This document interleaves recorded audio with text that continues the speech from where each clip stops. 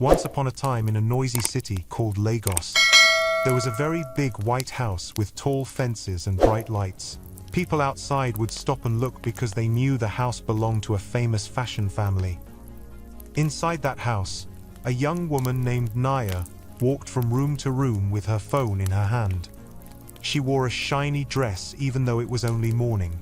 She took pictures of herself by the mirror and smiled for her followers on the internet. Her mother, Madam Kemi, stood near the window and watched her. "Naya," Madam Kemi said gently, "remember to smile at the designers today.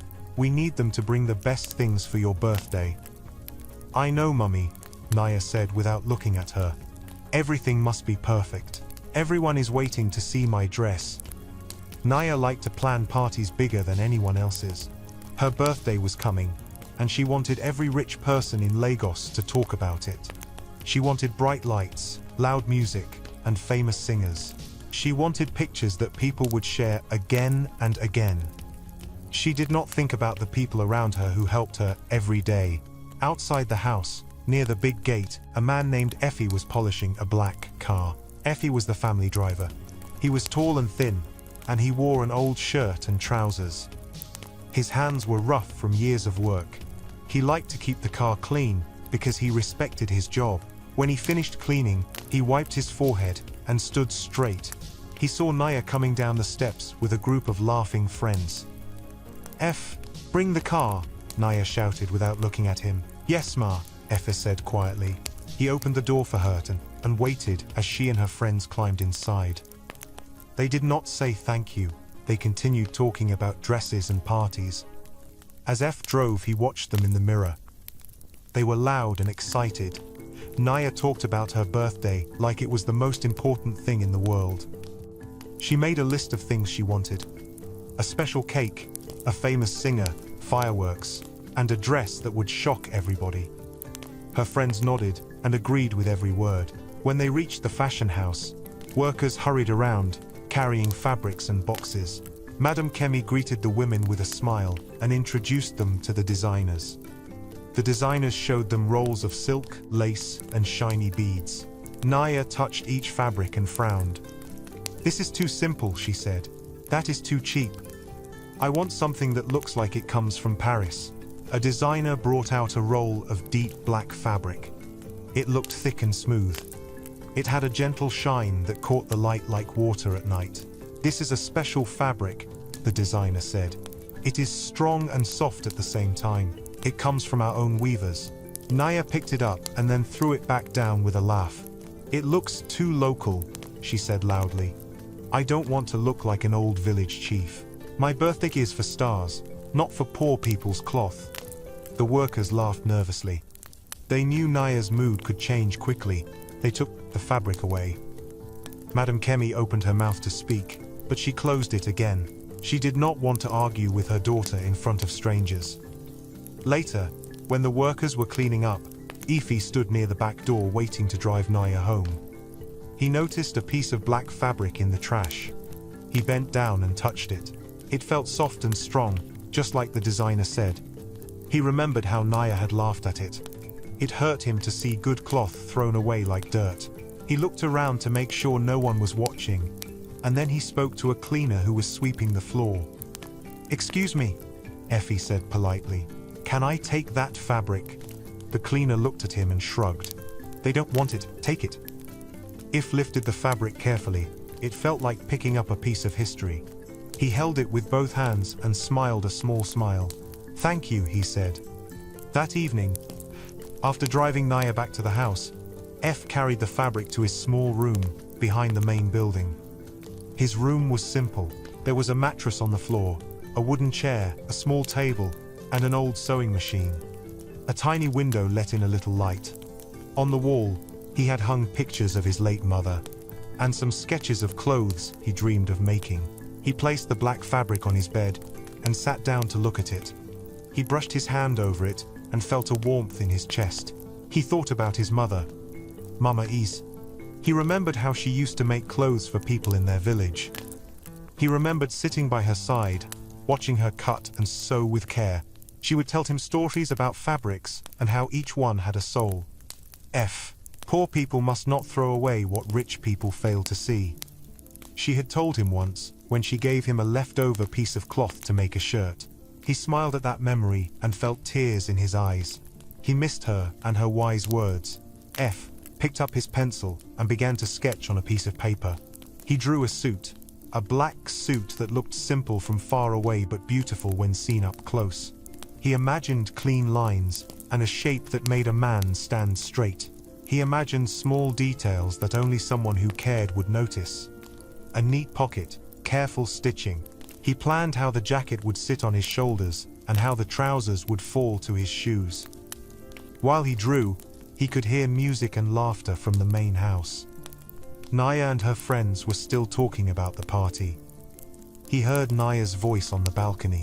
"My birthday will be the most stylish event Lagos has ever seen," she shouted. "Nobody will talk about anything else." Ify looked down at his drawing. He smiled again, but it was a different smile. It was a smile of determination. He stood up and carefully spread the fabric on the table.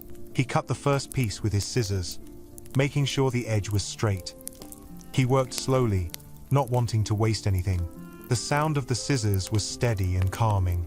He hummed softly to himself as he worked. Hours passed. He cut each piece with care. He marked where buttons would go. He ironed the parts gently so they lay flat. His eyes were tired, but his hands were steady. He remembered his mother's hands guiding his when he was a child. He whispered to the air, as if talking to her. "Mother, I will not waste this gift," he said softly. Outside, the sound of Naya laughing and shouting grew fainter as the night deepened. Inside his room, F continued to work with only a small lamp lighting his way. He sewed the pieces together, his old machine humming quietly. Every so often, he stopped to look at what he had done and measured it against his shoulder. It was very late when he finally put the half-finished jacket up against his chest in front of a cracked mirror. The mirror did not show everything clearly, but he could see enough. He saw the black fabric on his body, and he saw his face reflected, calm and hopeful. He nodded to himself. At that moment, in a bright room upstairs, Naya held her phone up and recorded herself again. "See you all at my birthday," she said with a wide smile. "It will be amazing. Don't miss it." She posted the video. It went out to thousands of people who pressed like and shared it. She went to bed thinking about her dress and her cake. She did not know, in a small room behind her house, the man she had laughed at was starting something that would change everything. Morning light entered through the small window of Effie's room. It touched the black fabric and made it look like wet glass. Effie's eyes opened slowly. He was tired, but he felt a pull to his work. He sat up, stretched his arms, and smiled when he saw the pieces of the suit on the table. He folded the jacket carefully and placed it aside. He planned to sew more that night, but now he had to go to work. He washed his face, put on his old shirt, and stepped outside. The yard was quiet except for birds chirping. He walked to the main house and greeted the gate guards with a nod. They nodded back, their faces still sleepy. In the kitchen, he found Chidi, another worker, sitting on a stool eating bread. Chidi was tall and always cheerful. He was a cleaner in the house and often talked to Effie when the others ignored him. "Effie, you are up early," Chidi said with a smile, his mouth full. "I could not sleep," Effie replied. "I had work to do." Chidi looked curious. "What work?" "We drive and clean during the day. You drive again at night sometimes." "I am sewing something," F said quietly. Chidi laughed and almost choked on his bread. "You, sewing? Are you making a cover for the car seats?" "No," F said with a small smile. "I am making a suit." "A suit?" Chidi asked, putting down his bread. "For who?" "For me," F replied. Chidi stared at him, then laughed again. You want to wear a suit? Where will you wear it? To pick Madam from the salon?" Effie's smile did not fade. "Naya invited me to her birthday party." Chidi's eyes widened. He leaned in closer. "She invited you? Why?" Effie shrugged. "She and her friends think it will be funny." Chidi shook his head. "Rich people can be wicked sometimes. They want to laugh at you? What will you do?" "I will go," Effie said simply. "I will not let them laugh at me easily." Chidi looked at him carefully. His laughter stopped. He saw a look in Effie's eyes that was steady and calm. It made him feel something he did not understand. He reached out and touched the fabric that Effie carried in his bag. "This cloth is nice," Chidi said softly. "It feels expensive." "It is the one they threw away," Effie said, his voice low. "I will make it my own." Chidi sighed. "I hope you show them. I hope they see that even poor people can shine." Eve nodded. "I am not going there to fight them. I am going to be myself." Later that morning, Naya and her friends gathered by the pool. They wore sunglasses and colorful outfits. They sipped juices and laughed loudly. Tara sat beside Naya. Tara had long braids and a smile that never reached her eyes. She always agreed with Naya, but she often whispered to others behind her back. "Naya, I thought of something so funny," Tara said, leaning closer to her friend.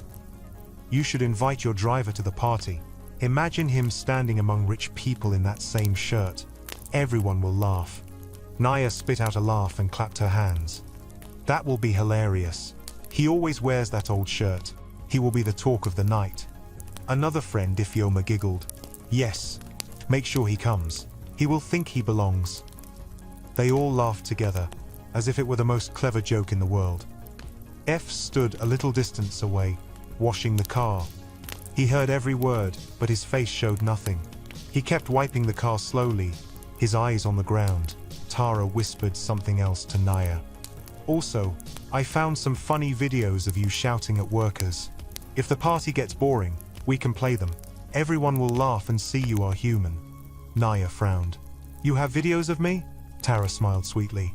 "It is just for fun, my friend. We can all laugh at ourselves." Naya shook her head. "Don't show anything that makes me look bad," she warned. "I want people to love me." Tara held up her hands in innocence. "Of course, Naya. I am just joking."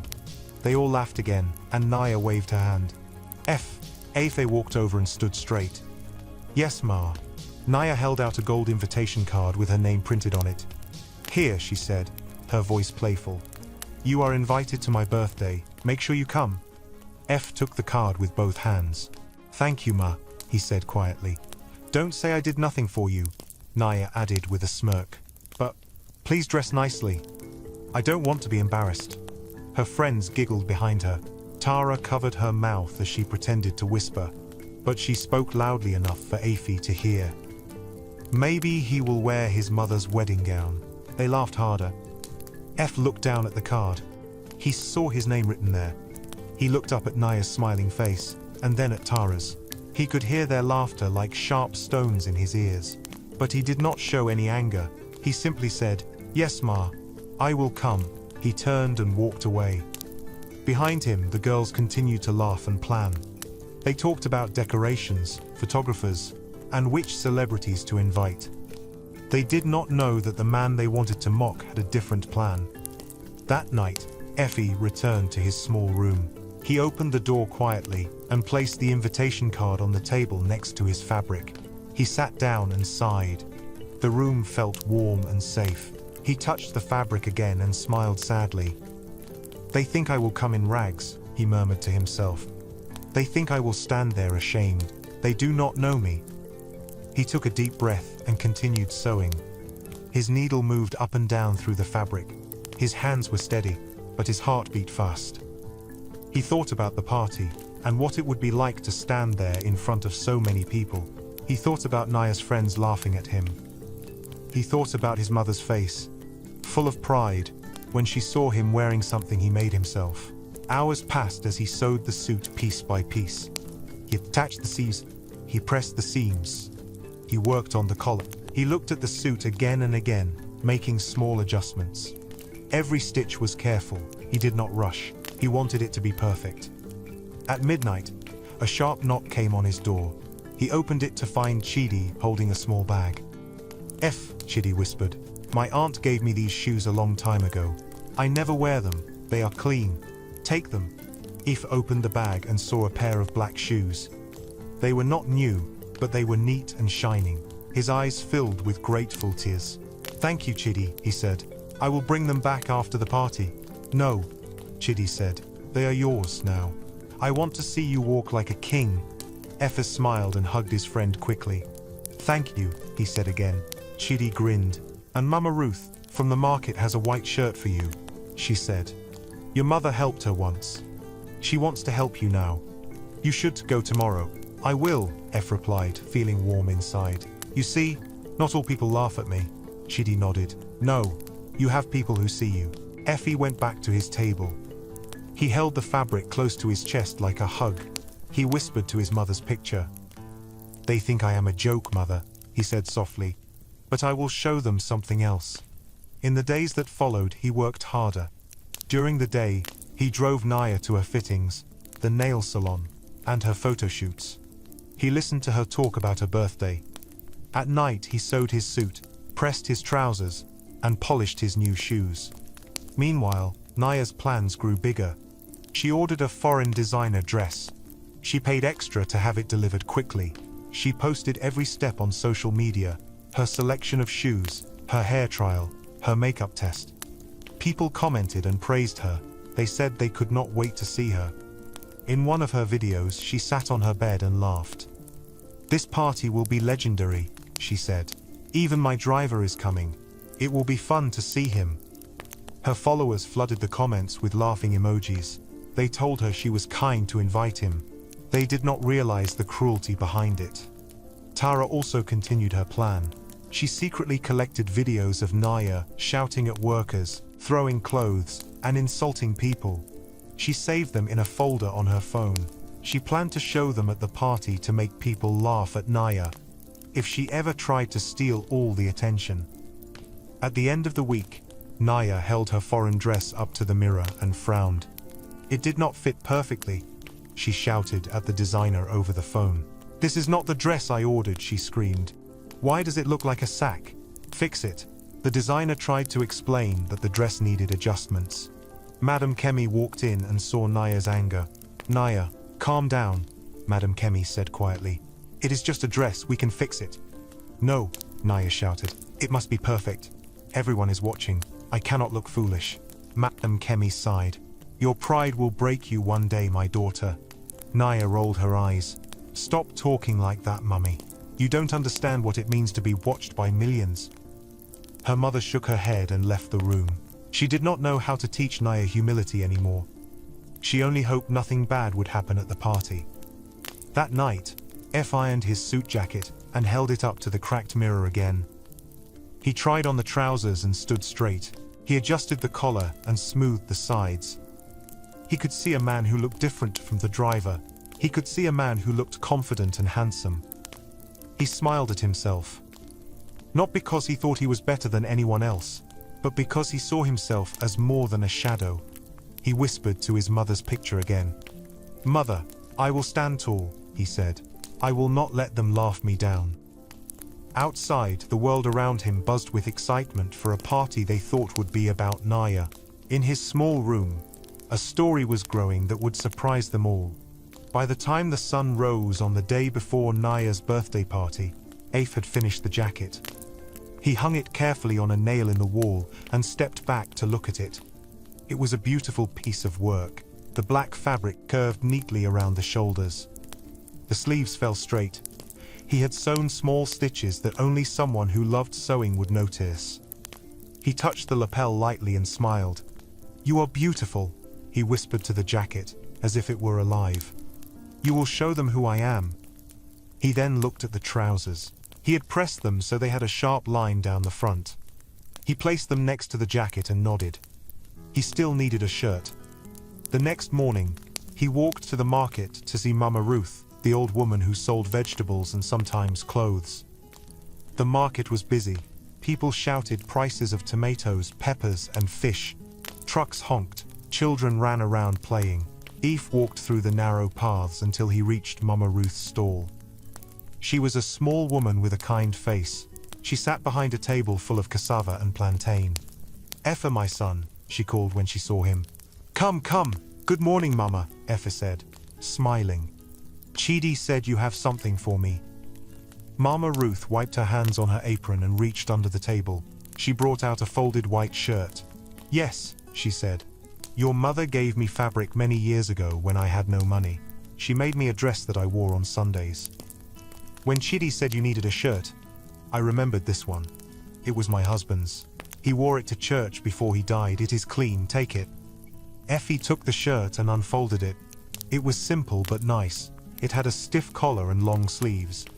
He held it close and felt the fabric. It smelled like soap and old wood. Thank you, Mama, he said softly. I will take care of it. Mama Ruth nodded. Her eyes were wet. Your mother helped me when I was down, she said. You have her hands. So well, my son.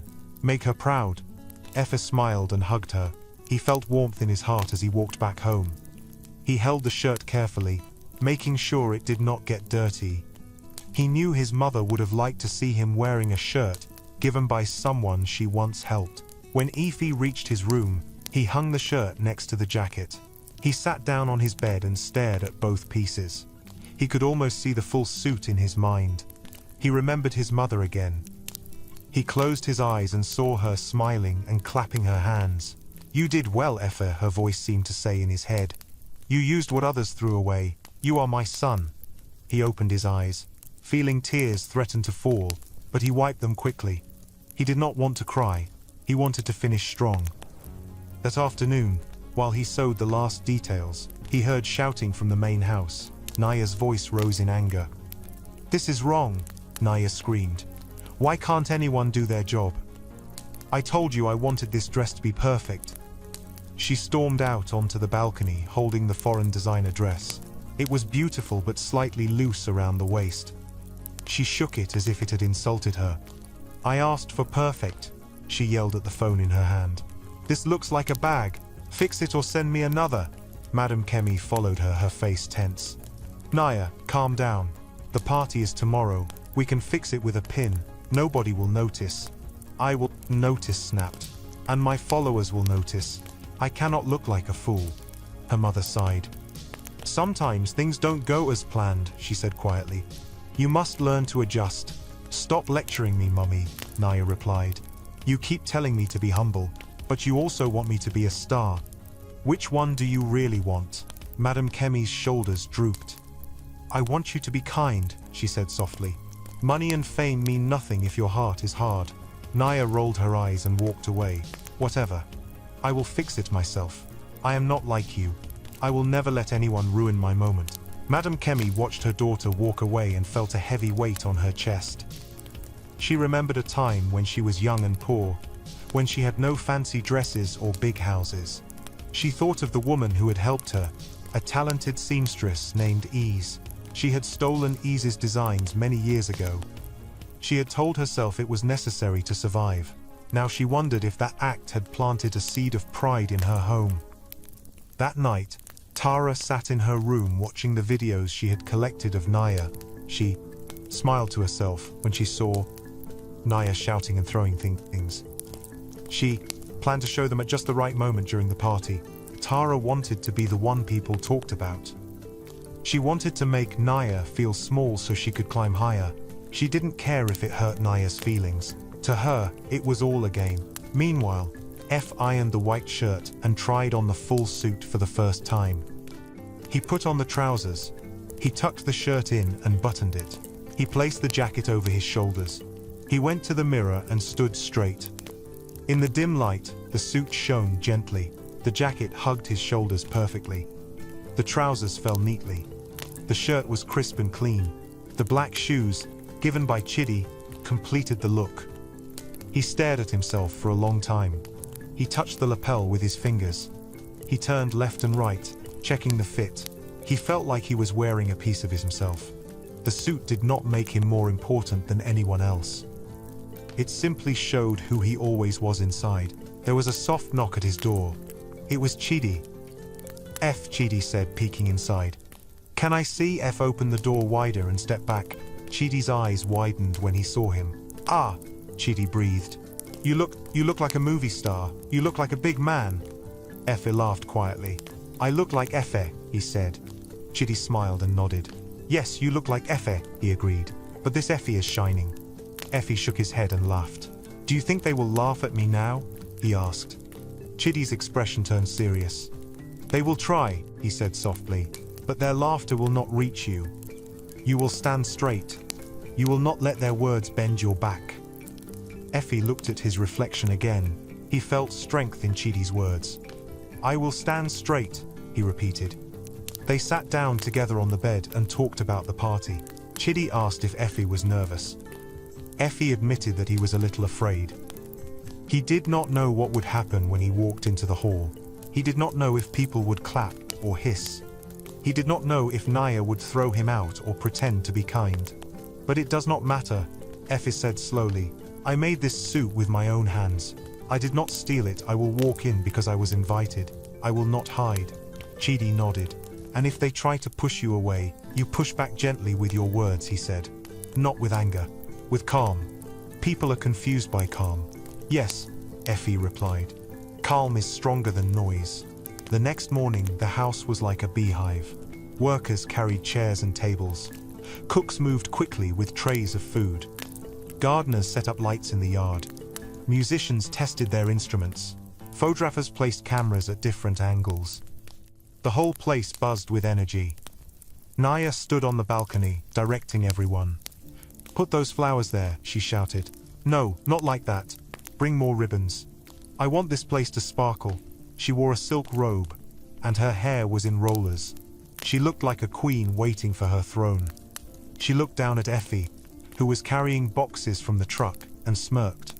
"Eff," she called, "remember to polish the car after you finish.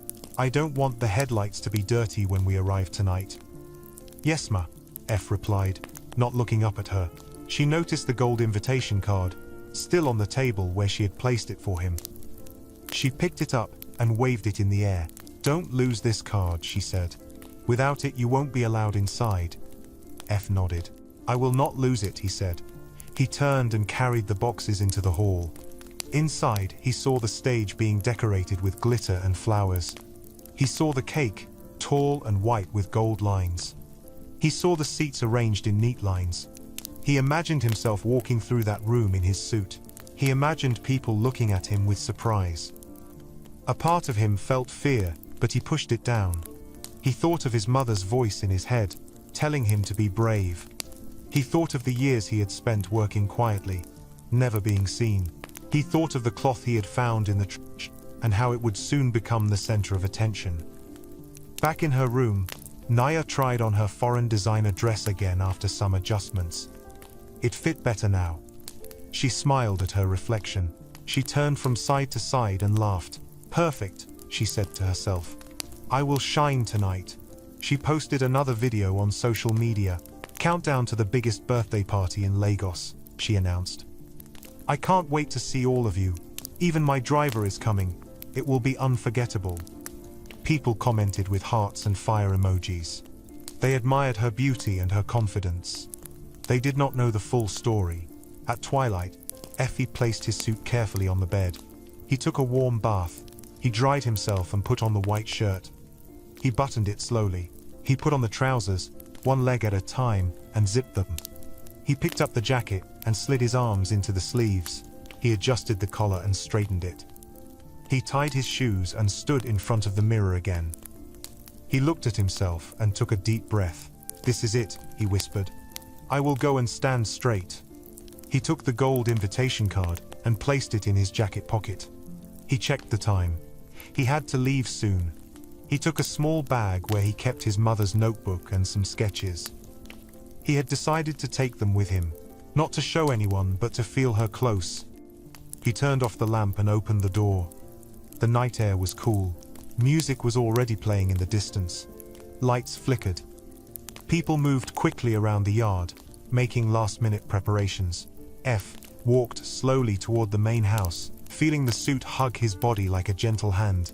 He felt ready, even if his heart beat fast.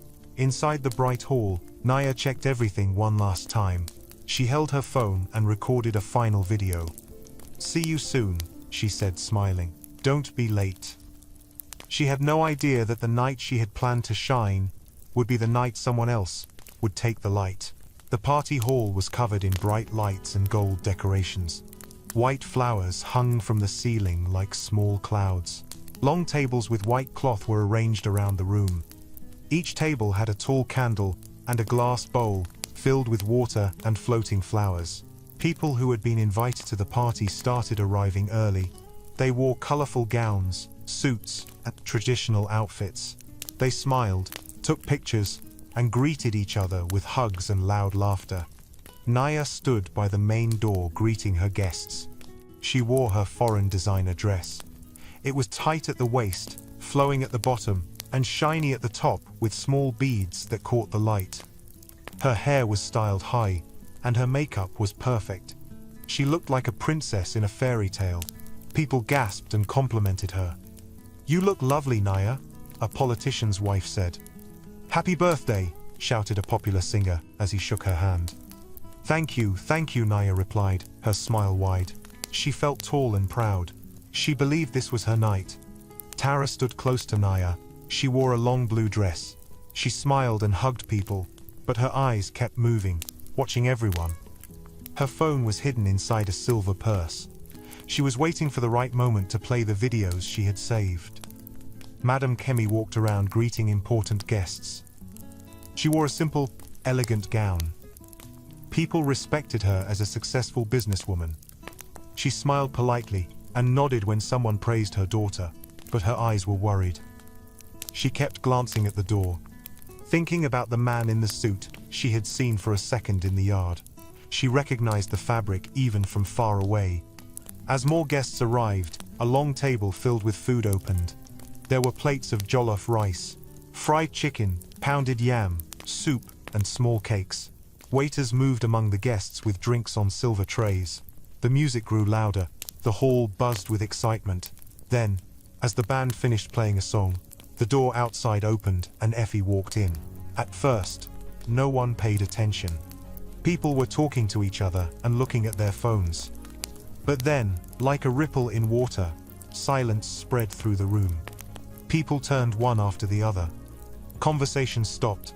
Fingers stopped moving on screens. It was as if someone had pressed the pause button on a movie. F took one step inside, then another. He wore the black suit. It hugged his shoulders and waist. The white shirt was crisp against the dark fabric. The trousers were straight. The shoes shone under the lights. He held his head high. His face was calm. He looked like he belonged there. He looked like he had walked into many halls like this before, even though this was his first. Whispers started. "Who is that?" a girl whispered to her friend. "Is that a movie star?" a man asked, lifting his glass to get a better look. "No," another said. I think that's Naya's driver." "A driver?" someone laughed softly. "He looks like a prince," F heard the whispers. But he did not lower his head. He walked slowly toward Naya. As he moved, the crowd opened like water around him. Men and women stepped aside to let him pass. They stared. Some smiled, some frowned. Tara pressed her lips together and clutched her purse. Naya froze when she saw him. Her smile disappeared for a moment. Her eyes widened. She looked at the suit he wore, and her face changed. She recognized the fabric. Her mouth dropped open. "F," she said, almost in a whisper. Eve stopped in front of her. He bowed his head slightly. "Happy birthday, Ma," he said softly. His voice was calm, clear, and steady. People around them held their breath. They waited to see what would happen. Naya forced a laugh. "You look different," she said loudly. "Who dressed you? Did someone help you?" "I made it, Ma," Effa replied. Tara couldn't hide her shock. Her eyes narrowed. She leaned toward another friend and whispered, "He made it? He is lying. That suit is too good for him." A man standing near them, Dio, heard Effa's words. Dio was a famous fashion investor. He had sharp eyes, always looking for new talent. He stepped forward. "You made this suit?" Dio asked Effie directly. Effie turned to him. "Yes, sir." Dio touched the sleeve and felt the fabric. He raised his eyebrows. "And where did you get this fabric?" he asked. Effie glanced at Naya for a brief second. "It was given to me," he said calmly. Naya's cheeks burned. She felt as if the lights in the hall were shining only on her. People looked at her. Some smiled. Some whispered to each other. She tried to laugh again. "He took our waist fabric," she said. Her voice was loud and a little sharp. "We threw it away because it was not good enough." Eve smiled a small smile. "You called it waste," he said gently. "I saw something else." People gasped softly. Some nodded. They understood what he meant. Tara rolled her eyes and stepped forward, ready to speak, but Dio spoke first. "What is your name?" asked Efe. "Efe," he replied. "Efe," Dio repeated. "How long have you been sewing?" "I learned from my mother," Efe said. "I have been sewing since I was a boy." Dio nodded slowly. He was quiet for a moment, then he smiled. "Would you make 10 suits like this for me?" he asked. A murmur moved through the crowd. 10 suits, that was a big deal. Naya looked at Dio as if he had betrayed her. Her party was supposed to be about her. Now her driver was about to get work in front of her. Naya forced herself to smile. "Of course, Dio," she said quickly. "He can make suits for you. He is our driver, but he is very talented. We always knew that." F kept his eyes on Dio. "I can," he said simply. He did not bow or beg. He spoke as if he had always been a designer. Dio laughed happily. "Good, come and see me next week. We will talk. You have skill." As Dio walked away to get a drink, Naya grabbed Efe's arm. "Don't get too excited," she whispered harshly.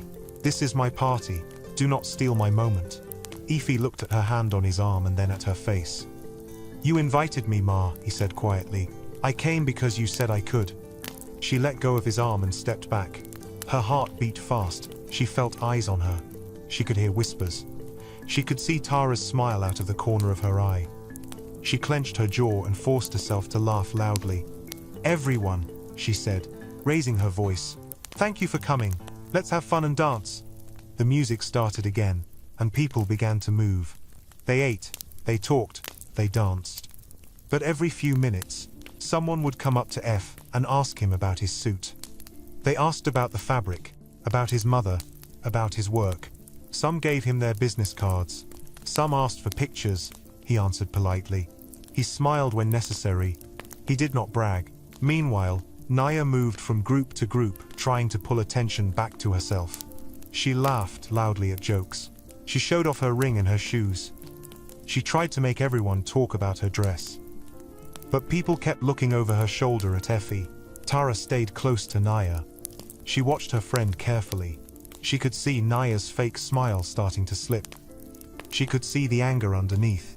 She waited for the perfect time to play the videos she had saved. She wanted to hit Naya when she was already weak. Madame Kemi approached Effa slowly. She looked at the suit again. She touched the fabric and closed her eyes. She remembered the day she told the designer to throw it away. She felt a sting of shame. "You are wearing something we rejected," she said softly. "I know," F replied. "It looks better on you than it ever would have looked on her," Madame Kemi said quietly. Then she sighed. "My daughter is proud. I hope tonight teaches her something." "Maybe it will," Effie said. "Maybe it will teach all of us something." Madame Kemi looked at him carefully. She wanted to ask about his mother. She saw something familiar in his face. She opened her mouth, then closed it. She decided this was not the right place. She would speak to him later. The time for the cake cutting arrived. Everyone gathered around the big cake at the center of the room. Naya stood behind it with a knife. A photographer stood ready. The band slowed down. "Happy birthday to you." The crowd began to sing. As they sang, Tara reached into her purse and pulled out her phone. Her fingers moved quickly.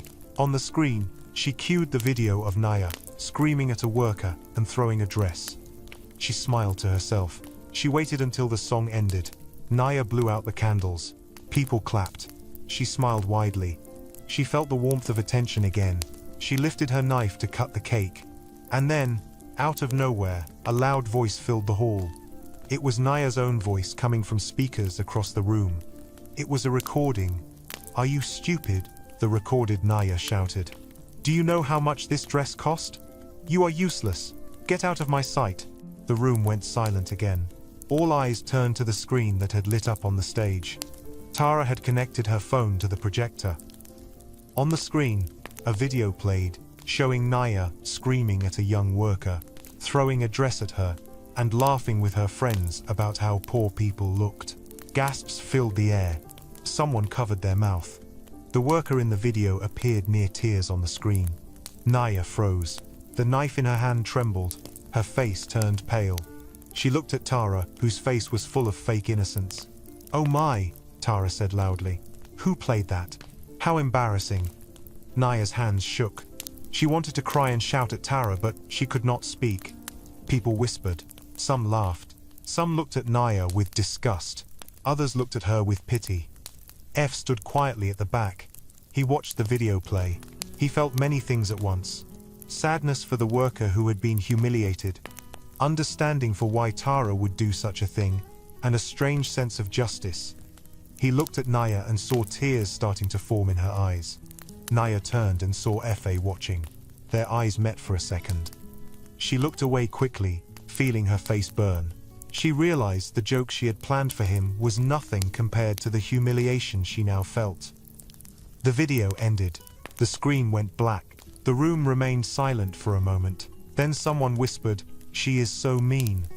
Another voice said, "She deserves to be shown." Laughter mixed with disapproving murmurs. Tara pretended to be shocked. She put her hands over her mouth. "Oh my," she repeated. "I didn't know someone was recording that." Naya wanted to run away, but she forced herself to stand still. She forced a laugh that sounded like a cough. "Some people cannot mind their business," she said weakly. "Let's cut the cake." But the magic had broken. The room felt different. People did not cheer as loudly. The whispers did not stop. Naya's eyes were wet. Her hands shook. She felt like everyone could see through her fancy dress. She suddenly felt small. And there, near the back of the hall, F stood in his black suit, calm and silent. He watched everything with a look of understanding. He had been laughed at for years. Now the one who laughed at him was feeling the weight of shame. He did not smile. He did not clap. He just watched. He felt something change inside him. Something like power mixed with sadness. The party continued, but the easy joy was gone. People tried to dance and laugh, but the room felt heavy. Naya cut the cake quickly and wiped away tears with the back of her hand. She smiled nervously at photographers. Her cheeks hurt from forcing the smile. Tara disappeared into the crowd, pretending to mingle with other guests. Her plan had worked. Naya had been humiliated, but Tara wanted more. She began whispering to people that Effie's suit must have been stolen. "Look at that suit," she murmured to a famous actress. "Do you really think a driver made that? He stole it from Madame Kemi's store." The actress looked at Effa and nodded slowly.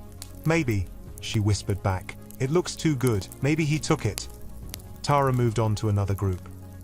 "Did you see that?" she asked. "He lied. He is wearing stolen fabric. That is why he looks rich." The rumor spread like fire. Guests whispered behind their hands. Some looked at F with suspicion. Others shook their heads. A few smiled with pity. F felt the eyes on him, but he kept his face calm. He did not know exactly what people were saying, but he could feel the shift in their gaze. It was different from curiosity. It was sharper, like a knife. Naya heard the whispers too. She saw how people started looking at Effie with distrust. Part of her wanted them to doubt him. It hurt to see people praise him. It made her feel left out of her own party. She walked over to a group of girls who were giggling and whispering. She smiled sweetly. "Enjoying yourselves?" she asked. They nodded and looked at her dress, but one of them leaned forward. "Is it true that he stole the fabric?" she asked. Naya pretended to act shocked. She put her hand to her chest. "Well," she said in a loud voice that many could hear, "the fabric did come from our house. We threw it away. So technically, it was ours." People around her nodded. "Ah," someone said. "So he took it from them without asking. That is stealing." Naya smiled proudly. "Yes," she said. "So maybe he should not act like a designer. After all, he did not ask." A few people laughed. The rumor now had fuel. Eve felt the whispers like rain on his back. He stood near a wall, trying not to draw attention. He had never liked being the center of a crowd. All he wanted was to attend the party quietly and leave without trouble. Now trouble was looking for him. The fashion investor was standing close by with a group of businessmen. He heard the whispers. He turned to Ife. "People are saying you stole the fabric," Dio said, his tone calm but curious. "Is it true?" F looked at him straight in the eyes. "No," he said simply. "It was thrown away. I asked if I could take it. I did not steal it." Tara, who was standing nearby, laughed loudly. Do you have proof? She asked. You say you asked. Who saw you? Who said yes? Anyone here can say they asked. Without proof, we can only assume you stole. Naya heard Tara's words and smiled. Yes, F, she said loudly. Do you have proof? People gathered around. They wanted to see what would happen. Some thought this was cruel. Others thought it was entertaining. Cameras lifted. Phones pointed. The room buzzed again with gossip. If reached into his pocket. He took out his phone. He looked at Tara and Naya.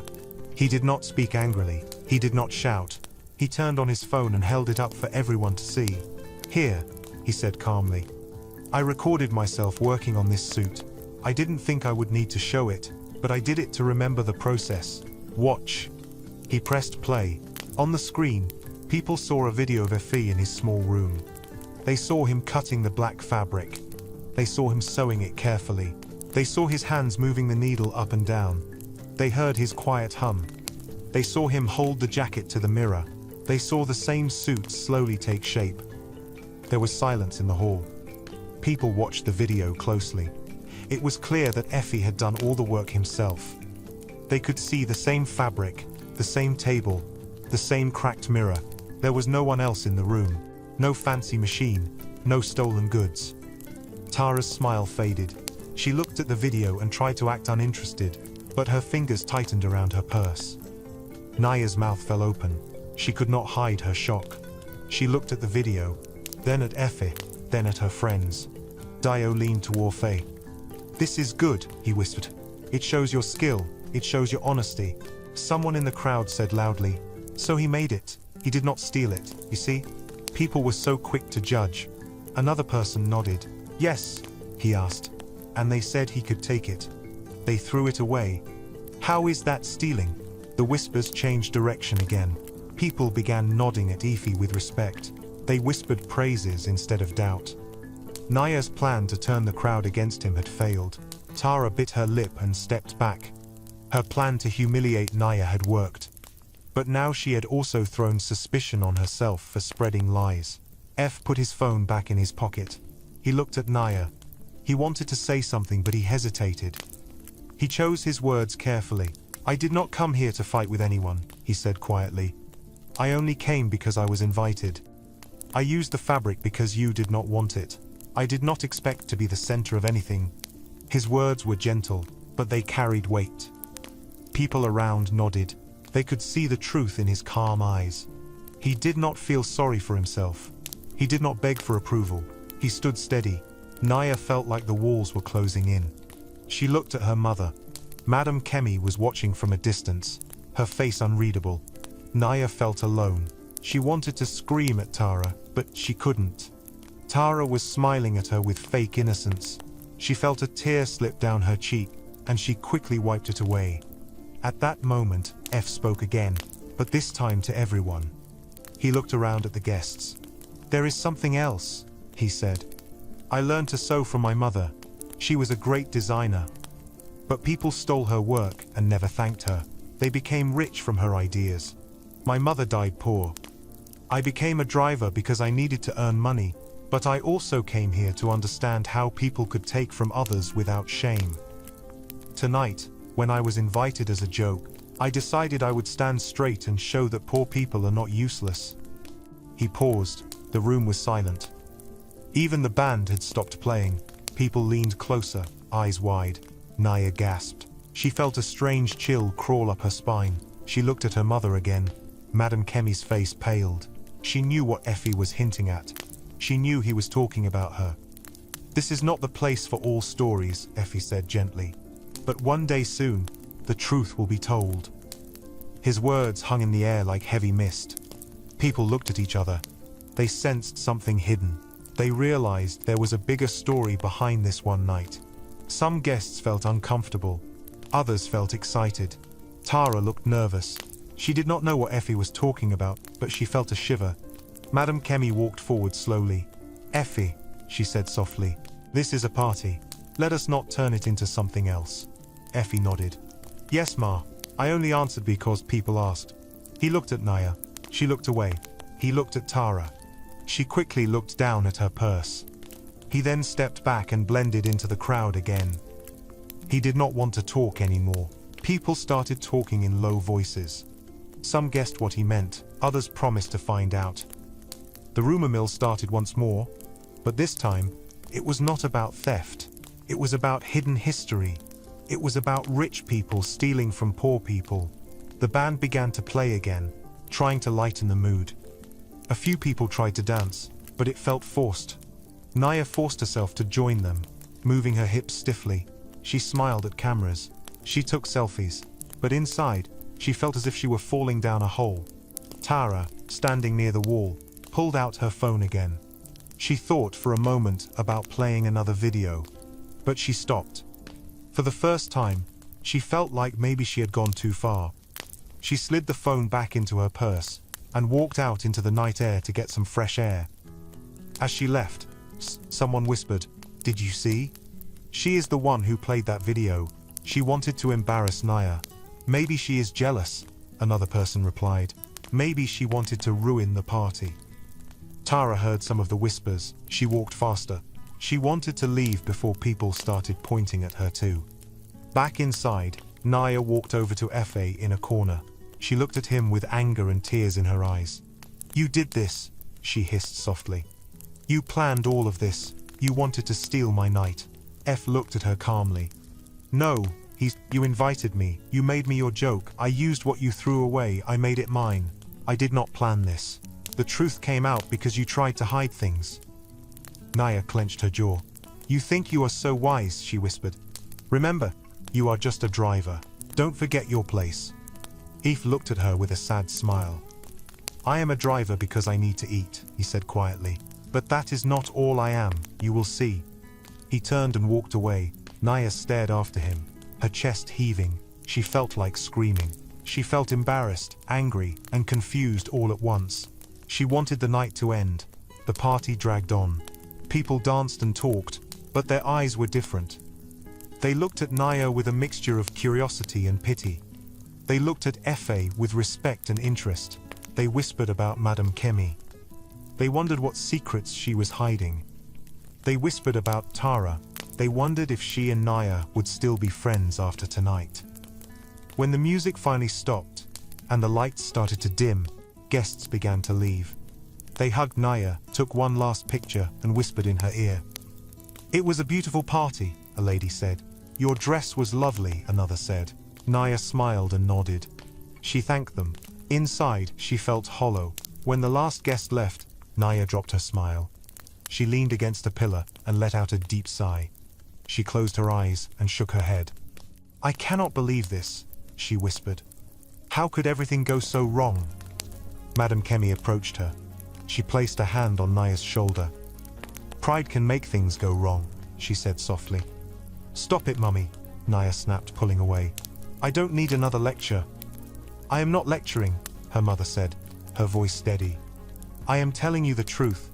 Sometimes we invite our own shame." Naya walked away from her mother without answering. She could not face more words. She could not think about what Ify had said. She could not think about the video. She wanted to forget everything. F stood near the gate, watching people leave.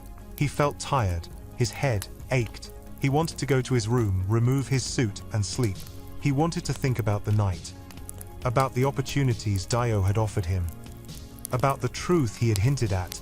He wanted to remember his mother's face and feel her close. He wanted to rest. As he walked out of the hall, he felt a hand on his arm. It was Madame Kemi. "Effie," she said, her voice low and serious. "Come to my office tomorrow morning. We need to talk." He looked at her face. It was calm, but her eyes were full of something heavy. He nodded. "Yes, Ma," he said. She let go of his arm and walked away. He watched her go. He did not know what she wanted, but he sensed it was important. He went to his small room with mixed feelings in his heart.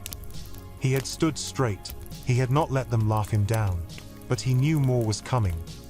The next morning, the sky over Lagos was pale grey. The air felt heavy as if it knew secrets were waiting to be told. F woke early. He folded his suit and laid it neatly on the bed. He washed his face and put on his simple shirt and trousers. He looked at the invitation card on his table and thought about the night before. He remembered Naya's angry whispers, the whispers of the guests, Tara's laughter, and his own words. He picked up his mother's notebook and his sketches. He felt a mix of nerves and calm. He walked toward the main house to meet Madame Kemi. On the way, he passed Naya in the hallway. She wore dark glasses even though she was indoors. Her hair was tied up in a messy bun. Her lips were pressed tightly together. "Eve," she said coldly, "you must be very proud of yourself." Eve stopped and faced her. "I didn't plan to embarrass you," he said quietly. "I just wanted to be myself." "Spare me your stories," Naya snapped. "My party was ruined because of you. Everyone is laughing at me." "They are not laughing because of me," Effie said. "They are laughing because of the way you treat people. The truth hurts sometimes." Naya clenched her fists. "Don't preach to me," she hissed. "Remember who pays you." "I'm not asking you for pity," Effie replied calmly. "I'm asking for respect."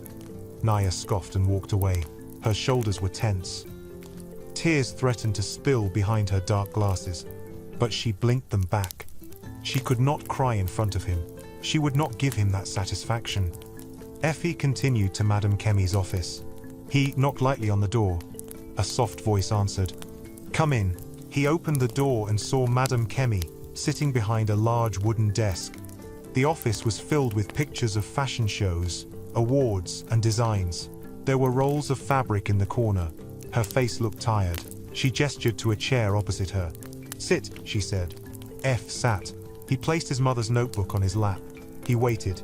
She took a deep breath. "Last night was unexpected," she began. "You wore the fabric we threw away, and you made something beautiful. I am not blind. I saw how people responded.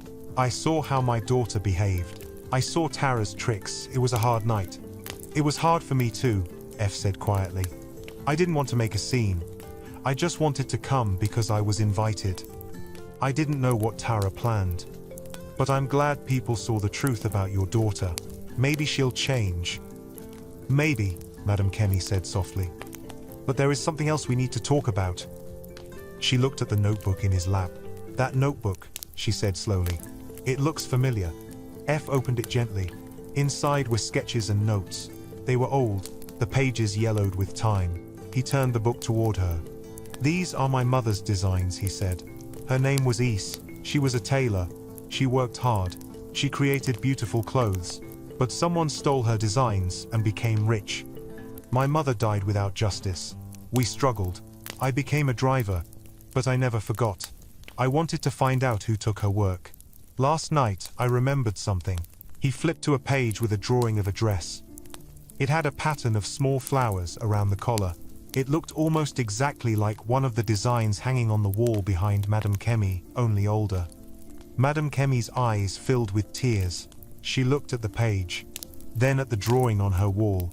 She remembered Easy. She remembered the younger version of herself, hungry and desperate to make money. She remembered taking Easy's designs, telling herself she was doing what she had to do to survive. She never imagined that years later she would face the consequences. "Ease," she whispered, touching the page. "She was kind. She helped me when I had nothing. I took her designs. I am ashamed." If he watched her, he saw her lower her head and felt a strange mix of anger and sadness. "Why didn't you pay her? Why didn't you tell people it was her work?" he asked, his voice steady but strong. "I was selfish," Madame Kemi whispered. "I wanted to rise quickly. I told myself I would pay her later. But money changes people. Pride came. I kept the success as mine. She could not speak. She died poor. I built my empire on her ideas. I regret it, F.A. I regret it deeply." F looked at her. He saw the wrinkles around her eyes, the sadness in her voice. He felt his own anger soften slightly. He had imagined meeting the person who stole his mother's work many times. He had imagined shouting, maybe even throwing things. But now, sitting here with this woman, he realized anger would not fix the past. "My mother suffered," he said. "We suffered. She cried at night when she thought I was asleep. She wanted recognition. She wanted money to buy medicine when she got sick. She died without it." "I am sorry," Madame Kemi said, her voice breaking. "I cannot change the past. But I can do something now. What can I do for you? How can I make this right?"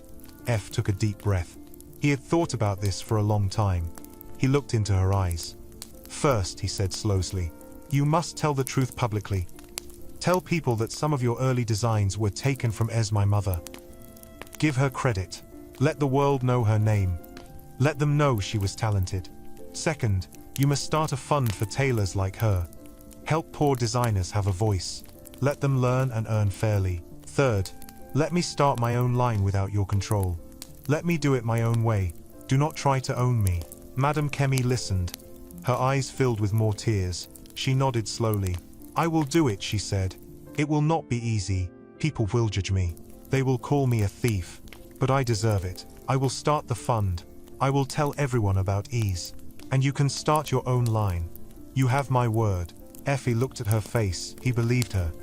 He stood up and held the notebook tightly. Thank you, he said quietly.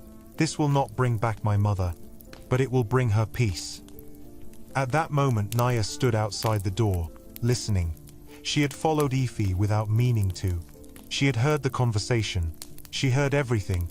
About Madame Kemi stealing designs. About Ease dying poor. About Effie's demands. Her heart raced. She leaned against the wall and held her head. She felt like she had been hit. She had always thought their wealth was clean. She had never questioned it. Now she knew the truth. She walked into the office. Mummy? She said, her voice shaking. Madame Kemi looked up in shock. Naya, she said. Why are you here? I heard, Naya whispered, her eyes wide. You stole designs? You built everything on someone else's work? How? Why? Madame Kemi stood up. Naya, I was young. It was a mistake. I regret it. But our life, our home, our money, it came from that. Naya's legs felt weak. She sat down on the chair beside Effie. She looked at him, then at her mother. So you humiliated him last night with the fabric of a woman whose work you stole? She asked, her voice trembling. You told me to throw it away. You did not respect it because you thought it was worthless. How can you talk to me about humility when you did something like that? Naya, her mother said, tears sliding down her cheeks. I wanted to tell you many times. But I was ashamed. I thought I could bury the past. I thought it wouldn't come back. But the truth always comes back. Naya felt anger rising inside her. She stood up and paced the room. You always told me to be proud, she said, her voice rising. You wanted me to be the face of our brand. But you never told me the truth. You let me walk around like a queen when our crown was stolen. You let me insult people while living off their ideas. How could you? I was wrong, her mother said quietly. I thought I was doing what I had to do. I was wrong. Effie watched the mother and daughter. He saw Naya's anger.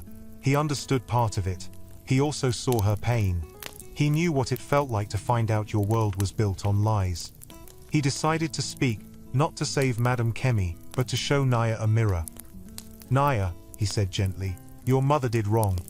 But you cannot blame her for everything you did. You chose to mock me. You chose to laugh at poor people. You chose to throw away the fabric. You chose to act like everyone was beneath you. This is about you too, not just her. Naya turned to him, tears spilling from her eyes. You think you know me, she said. You think you understand. You don't. Everyone online watches me. They love me when I show them my perfect life. They laugh when I make fun of people. I thought that was normal. I didn't know anything else. This is all I know. You can learn something else, Effie said. You can learn kindness. You can learn to say sorry and mean it. You can learn to see people as people, not as content for your followers. Naya shook her head. It is not that easy, she whispered. How do I learn something so different? By doing it, F replied. By apologizing. By helping. By stopping the jokes. By listening instead of shouting. It will be hard. People will laugh at you. But that is how you learn. Naya sank into the chair. She covered her face with her hands and cried quietly. It was the first time Effie had seen her cry. It was the first time she had felt small and real. Madame Kemi walked over and hugged her daughter. I am sorry, my child, she whispered. I failed you too. We will learn together. After a long silence, Effie stood up. I have to go, he said. I need to rest. Dio wants me to show him more designs. I have work to do. We can talk again later. He walked toward the door. Madame Kemi called after him. "Effie," she said. "Thank you for not shouting. Thank you for giving me a chance to make things right." He nodded and left the room. As he walked back to his small room, his mind swirled. He felt lighter after speaking the truth, but he also felt heavy with the knowledge of what had happened to his mother. He was angry at Madame Kemi, but he saw her remorse. He was angry at Naya, but he saw her pain. He wondered if he could forgive them. He wasn't sure yet. Outside, the day grew warmer. People in Lagos went about their lives, unaware that in a big house, secrets were being exposed and hearts were changing. Later that day, Dio called Effie. "My friend," Dio said, "everyone is talking about your suit. I want you to come to a private fashion event next month. Bring 5 designs. Show them to me and some other investors. This is your chance." F felt hope and fear. He was excited for the opportunity, but he had no money for fabric, no team, no studio. "I will try," Effie said. "I will need help." "You have the talent," Dio replied. "Money can be found. If you impress us, it will come." After the call, Effie sat on his bed. He looked at the suit again. He thought about the event. He thought about his mother's dream. He thought about Naya offering to help him earlier. He knew he needed resources, but he did not want to take money from Naya. He did not trust her yet. There was a knock on his door. He opened it. It was Naya. Her eyes were red. Her hair was loose around her shoulders. She looked different, softer. "F," she said quietly. "I want to help you with the event. I can give you fabric, thread, anything you need." "I don't need your pity," F said calmly. "It is not pity," Naya said quickly. I don't know how to make this right, but I want to start. Maybe I can do something useful." "I will think about it," F replied. He was not ready to accept her help. He needed time. "I understand," Naya said softly. "Take your time. I just wanted you to know I'm not laughing anymore." She walked away, leaving F standing in the doorway. He felt a strange feeling. He had never seen Naya humble. He did not trust it fully, but it was something new. Maybe things were changing. He sat down and opened his mother's notebook again. He ran his fingers over the drawings. He closed his eyes and pictured her smiling. "We are getting closer, Mother," he whispered. "Your name will be known." The sun moved across the sky. The day passed slowly. The house was quiet. Everyone seemed to be thinking. Ify prepared some drawings for Dio. He sewed small pieces of fabric together. He thought about design ideas. He wrote down possible names for his line. He liked the name Ease Black to honor his mother. As night fell, F felt tired but content. He had spoken the truth. He had demanded justice. He had seen his enemies cry. He had refused their pity. He had gained an opportunity. He had taken a step closer to his dream. He did not know what would come next, but he knew he would face it head on. The days after the party were a blur of work and emotion for Effie. He spent his mornings driving as usual, but his nights were different. He no longer sewed just one suit. He sketched new designs. He met with Chidi and Mama Ruth to plan how to buy fabric and thread. They were his only helpers. He had no money, no studio, just his small room and his 2 friends. "What if we take this white fabric and dye it a deep blue?" Chidi suggested one evening as they sat on the floor surrounded by cloth. "It will look rich," Effie said. He drew lines on paper. "And we can add small embroidery on the shoulders." "But where will we dye it?" Mama Ruth asked. "We don't have space for dyeing." "We will use my backyard," Chidi answered. "My landlord won't mind if we are careful." Mama Ruth smiled. "I will cook for you while you work," she said. "My hands are old for sewing, but they can still mix pepper and onions." The 3 laughed, softly. They found comfort in each other's company. They felt like they were building something from nothing. They worked late into the night. Ify's hands were sore, but his heart was full. Naya watched them from a distance. She sometimes walked past Effie's room on her way to her own car. She saw the light under his door and heard him humming while he sewed. She felt a strange longing to help, but she knew he was not ready to accept her. Every time she looked at him, she remembered his words. "Sorry is not a dress you wear for one day." She did not want to wear her apology like a costume. She wanted it to be real, but she did not know how to make it real. One evening, After driving her to a meeting, she turned to Effie in the car. "I know you don't trust me," she said quietly, "but I want to understand you. Can I see where you work?" F glanced at her in the rearview mirror. He saw her eyes were sincere. He hesitated. "Why?" he asked. "So I can know who you are, not just a driver I laugh at," she answered. He thought for a moment. Then he nodded. "Okay," he said. "After I drop you, you can come." That evening, Naya followed him to his small room. It was the first time she had been there. She looked around. The room was tiny. The bed was pushed against the wall. There was a small table, a cracked mirror, and an old sewing machine. On the wall were sketches of clothes. On the table lay a picture of a smiling woman. The air smelled like fabric and iron. Naya touched the sewing machine gently. "This is old," she said. "It still works," F replied. She picked up a drawing of a suit. "You drew this," she said quietly. "It looks like something from a magazine. My mother taught me," Effie said. He picked up the picture. This was her. Her name was Ace. "She is beautiful," Naya whispered. "She looks proud." She was proud of her work, Effie said. He sat down on the bed. She helped many people. She never shouted at workers. She loved her fabrics like children. When people stole her work, she cried. But she never insulted them. She stayed kind. Naya felt a lump in her throat. She looked at the picture again. "I don't know how to be like her," she said. "I have been praised for being rude. I have been rewarded for being proud." "You can change," Effie said calmly. "You have to want to change." "I do," Naya whispered. "But I don't know if I will be loved if I'm not loud and perfect." "You might lose some followers," F replied. "But you will gain peace. Real people will respect you. Fame is loud. Respect is quiet." Naya sat down on the chair opposite him. She looked at her hands. "Yesterday, my friends were calling me. They told me not to worry. They said the scandal would blow over. They laughed at the videos. They said I should post something funny to distract people. I realized they don't care about me. They just like the drama." "They are not your friends," Effie said. "Friends tell you when you are wrong. Friends don't enjoy your shame." Naya nodded slowly. "I want to help you with Dio's event," she said again. "Not out of pity. Because I want to do something good. Let me at least bring you fabric from our store. I will not touch your designs." Effie looked at her. He saw that her tone was different. He saw that her eyes were not filled with mockery. He felt his anger melt a little. "Fine," he said softly. "You can bring me fabric, but no cameras, no posts, no drama, just fabric." She smiled a small smile. "No cameras," she agreed. "No drama." The next day, Naya went to the fashion store.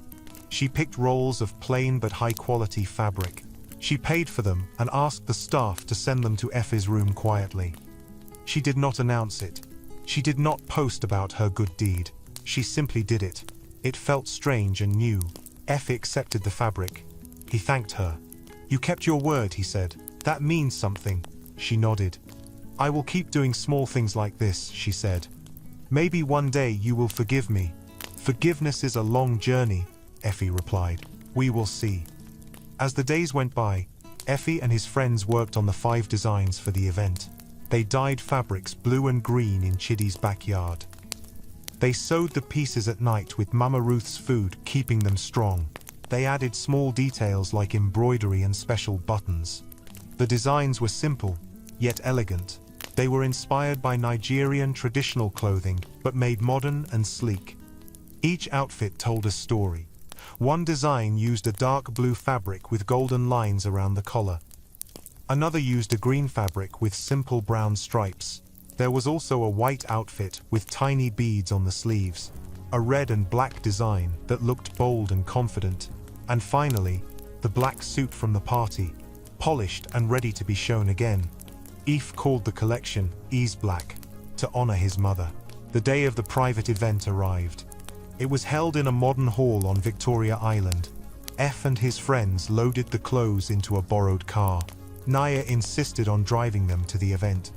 "I want to support quietly," she said. They arrived at the hall. Inside, there were about 20 people seated in a circle. Dio stood at the front. There were other investors and designers. There were cameras, but this time they were for recording the event, not for gossip. Dio introduced Effie. This young man impressed us with a suit made from thrown-away fabric, he said. He comes from humility and hunger, but he has talent. Today, he will show us 5 designs. Watch and judge for yourselves. Effie felt his heart beat fast. He stepped forward. Chidi and 2 other friends acted as models. They wore the outfits and walked slowly across the small stage. F described each design briefly. This first piece, he said, is made from dyed fabric. It represents water and gold. It stands for new beginnings. He pointed to the blue and gold outfit. The investors nodded. They whispered to each other. They liked the clean lines and the simple detail. The second, Effie continued, is inspired by the green leaves of our villages. It is fresh and quiet, like morning. The green outfit was received with smiles. The beads shone under the lights. The third piece, Effie said, is white and represents peace. The tiny beads are like stars in a calm sky. Someone in the front row nodded approvingly. Dio smiled. The fourth piece, Effie said, is bold. It uses red and black to show strength. It is for those who are not afraid, the audience murmured. They liked the contrast. The fifth piece was the black suit. F did not say much. He simply said, "This one started it all." The room went quiet. People looked at the suit. They remembered the story. They clapped lightly. After the presentation, Dio asked questions. "Where did you get the idea for the collars?" he asked. "My mother loved strong collars," Effie replied. "I wanted to honor her." Another investor asked, "How will you produce these? Do you have a team?" "Not yet," Effie admitted. "I only have my friends, but I am willing to learn and grow." The investors whispered. Some looked doubtful, but Dio spoke loudly. "His designs are clean, fresh, and true. We don't see that often. I believe in him. I am willing to invest." A woman at the back nodded. "Me too," she said. "He has a story. People will connect with his story." 2 more investors agreed. "We will support him," one said. "He needs training and space. We can provide that, but we must also see his business plan." F smiled. "I can learn," he said. "I am ready to learn." After the event, people shook his hand. Some gave him cards. Some asked for his number. Dio came up to him. "You did well," Dio said, clapping him on the back. "I will call you next week. We will discuss money and plans. This is the beginning." F felt something warm spread through his chest. He had dreamed of this moment. He had worked from his small room with no resources. Now, he had investors interested. He had hope. In the back of the hall, Naya watched quietly. She did not push to the front. She did not post on social media. She simply watched Effie succeed. She felt proud in a new way. It was not about her. It was about him. It felt good. But Tara was there too. She had come to the event, hoping to find something to gossip about. When she saw investors praising Effie, she felt a sting of jealousy. She wanted to ruin this moment too. She whispered to a journalist standing next to her. "Hey," she whispered, "did you know he might have stolen designs from Madame Kemi's house? He just came out of nowhere." The journalist looked at her. "Is that true?" he asked. "I'm not sure," Tara lied quickly. "But you know, where there's smoke, there's fire. I just think someone should check." The journalist raised his eyebrows. He was always looking for a scandal. He scribbled something in his notebook. Tara smiled, thinking she had planted a seed. Later, when the event was over, the journalist approached Dio. "Sir," he said, "there are rumors that this young man stole designs. Are you aware of that?" Dio looked at him sternly. "Who told you that?" he demanded. The journalist shrugged. "Someone said it. Rumors are not facts," Dio said firmly. "We saw his work. We saw his proof. He made the suit from thrown-away fabric. He is honest. If you want to write about something, write about his talent. Do not spread lies." The journalist nodded, embarrassed. Dio turned and saw Tara standing nearby. He walked over. "Stop it," he said quietly but firmly. "Stop trying to destroy him. It will not end well for you." Tara's cheeks reddened. "I don't know what you're talking about," she said. "I know," Dio replied. "And I will tell Naya what you're doing.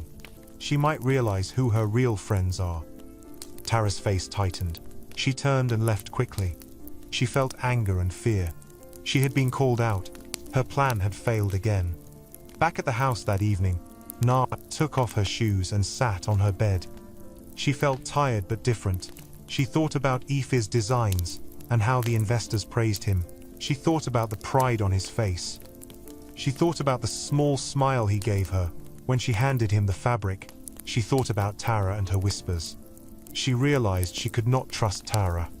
She picked up her phone and called Tara. "I know what you did at the event," she said calmly. "Stop. I will not let you hurt him again.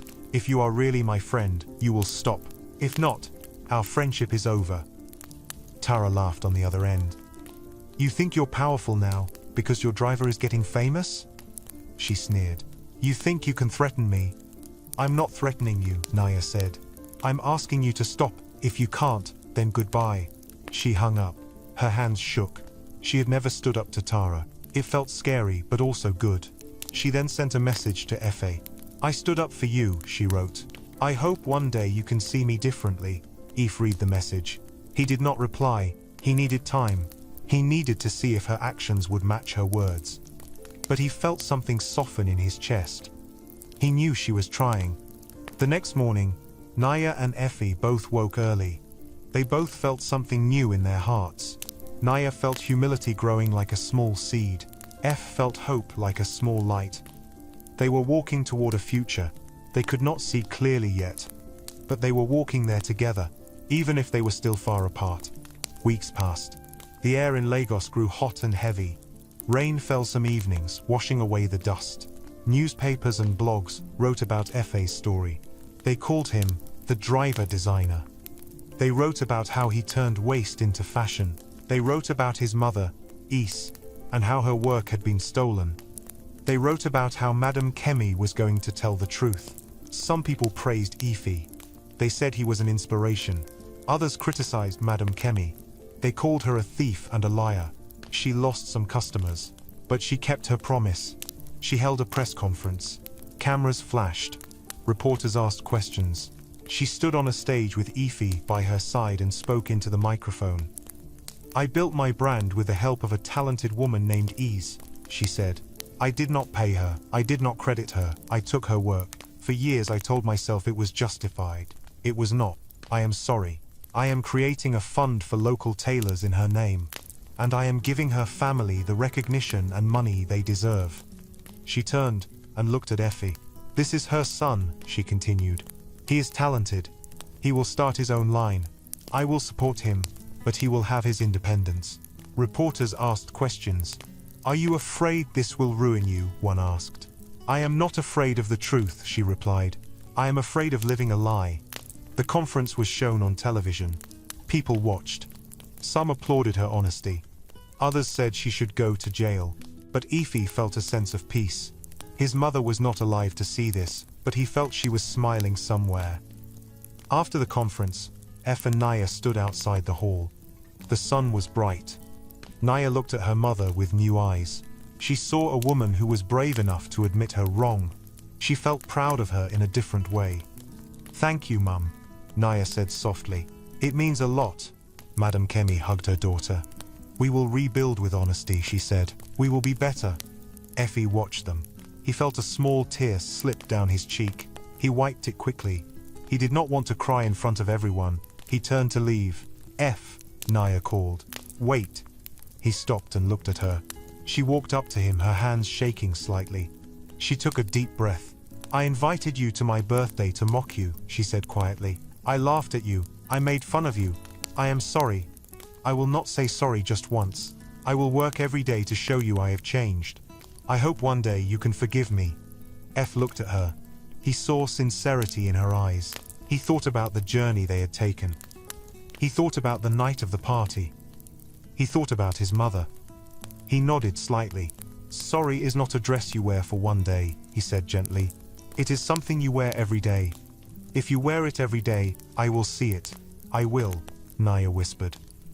In the months that followed, Aoife worked on his line, Ease Black, with the help of Dio and the investors.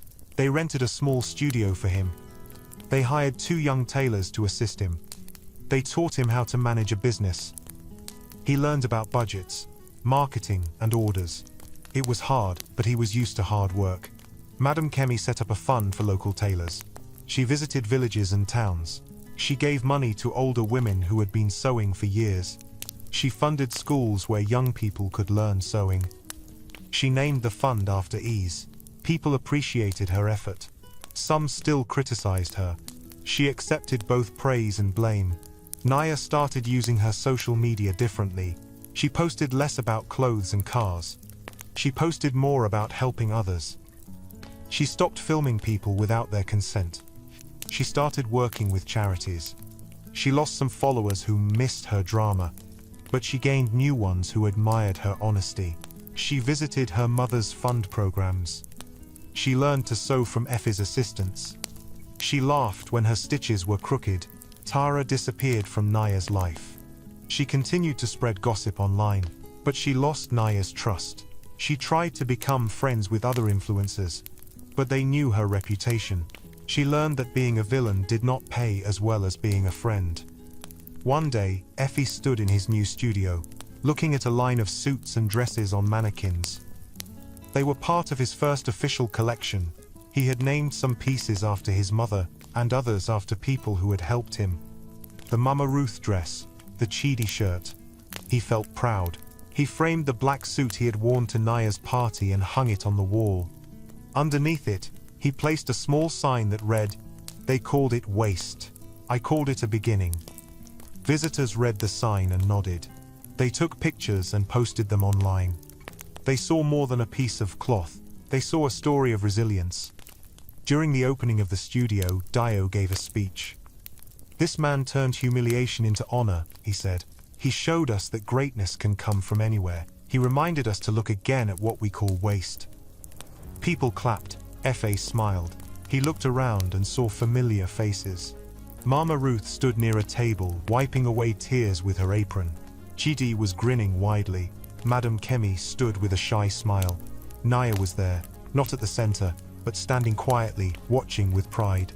She did not push to the front. She did not take over the moment. She supported. After the speeches, F.A. walked over to Naya. She looked at him, waiting. "Do you still hate the birthday party?" she asked softly. Effie laughed gently. "No," he said. "That night they invited a driver to laugh at him, but a designer walked in. I will never hate it. It was my beginning." She smiled. "I'm glad," she said. "I will keep working on my apology. Thank you for giving me a chance." F nodded. "Thank you for taking it," he said. They stood there in the studio among the clothes, the fabrics, and the people. They were not friends yet, but they were not enemies. They were two people who had hurt each other, and were now learning to heal. Life in Lagos continued. Traffic jammed the roads. Music played in the markets. Children ran in the streets. But in a small studio named Ease Black, a new story was being written. It was a story of redemption, of pride turned to humility, and of waste turned to beauty. It was the story of a rich girl and a poor driver, who both learned that true wealth is not in dresses and cars, but in truth, kindness, and respect.